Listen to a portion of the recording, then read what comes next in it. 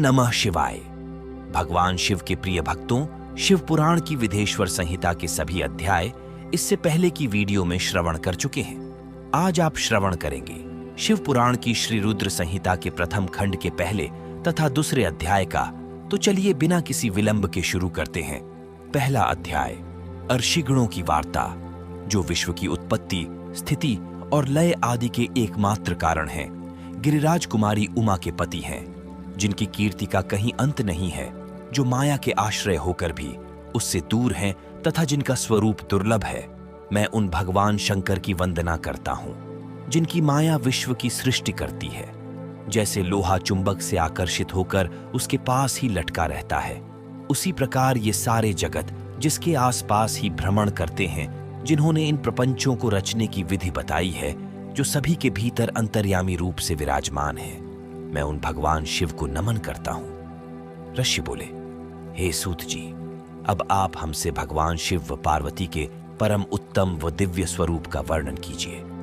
सृष्टि की रचना से पूर्व, सृष्टि के मध्यकाल व अंतकाल में महेश्वर किस प्रकार व किस रूप में स्थित होते हैं। सभी लोकों का कल्याण करने वाले भगवान शिव कैसे प्रसन्न होते हैं तथा प्रसन्न होने पर अपने भक्तों को कौन कौन से उत्तम फल देते हैं। हमने सुना है कि भगवान शिव महान दयालु हैं, अपने भक्तों को कष्ट में नहीं देख सकते।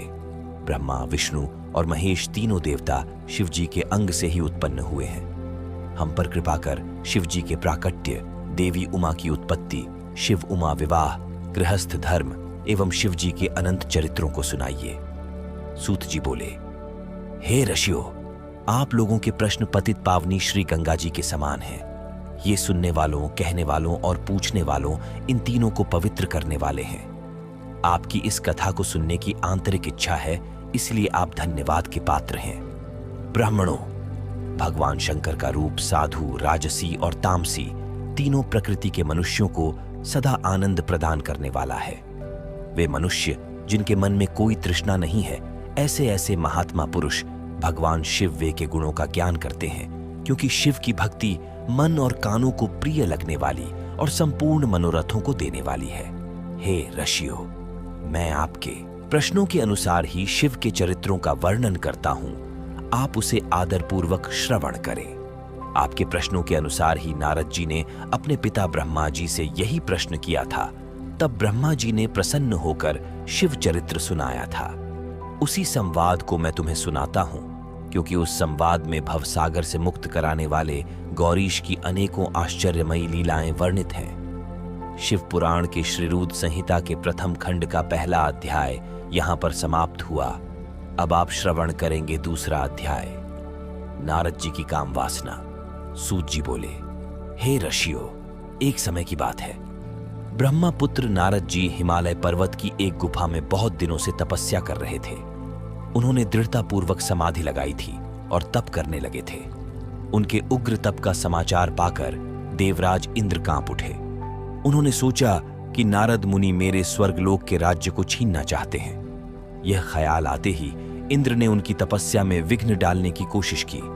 उन्होंने कामदेव को बुलाया और कहने लगे, हे कामदेव, तुम मेरे परम मित्र एवं हितैषी हो।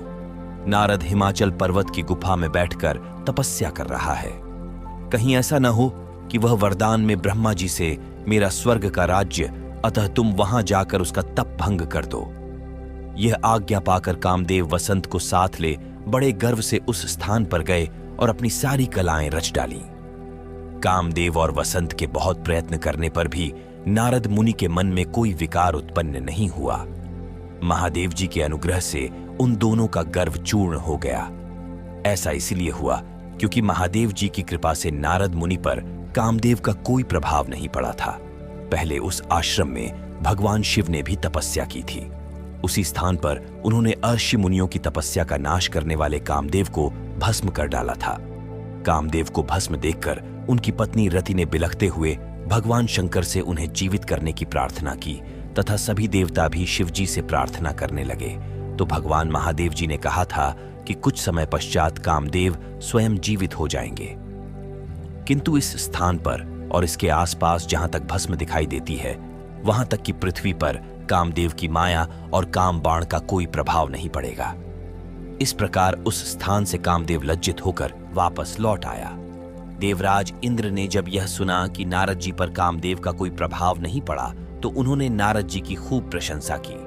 भगवान शिव की माया के कारण वे भूल गए थे कि शिव जी के शाप के कारण उस स्थान पर कामदेव की माया नहीं चल सकती।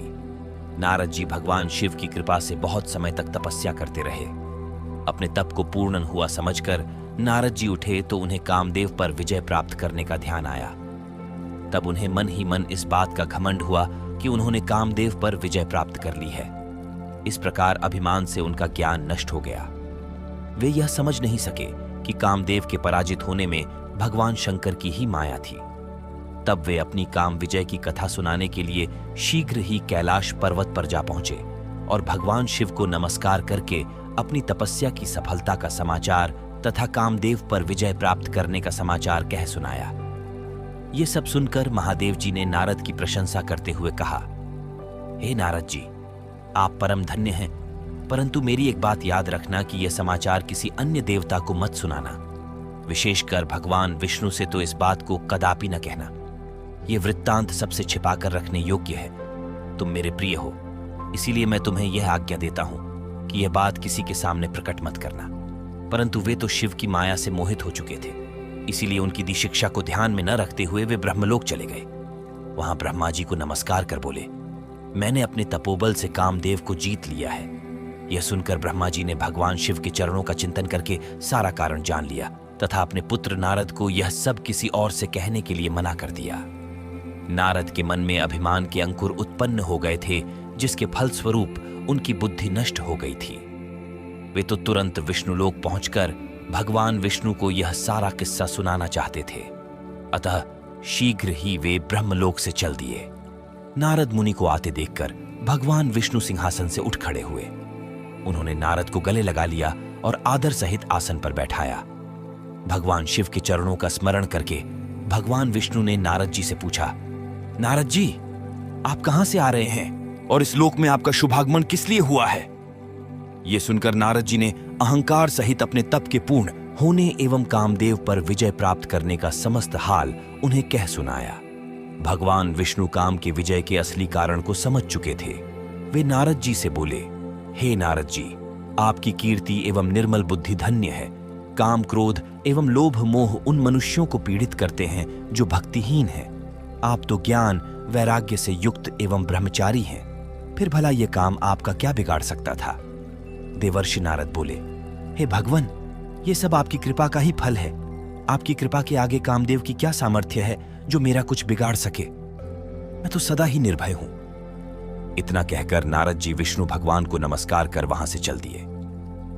भगवान शिव के प्रिय भक्तों, शिव पुराण कथा के श्रीरुद्र संहिता के प्रथम खंड का दूसरा अध्याय समाप्त होता है।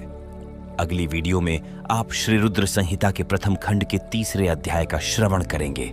तब तक के लिए हर हर महादेव।